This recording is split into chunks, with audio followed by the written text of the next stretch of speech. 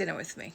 There are some things that will always be more delicious made in a home kitchen than in any restaurant. One of those recipes is pot roast. Pot roast is comfort food to the next level. Pot roast is one of those recipes I think everybody should know how to cook, even if they don't cook a lot at home.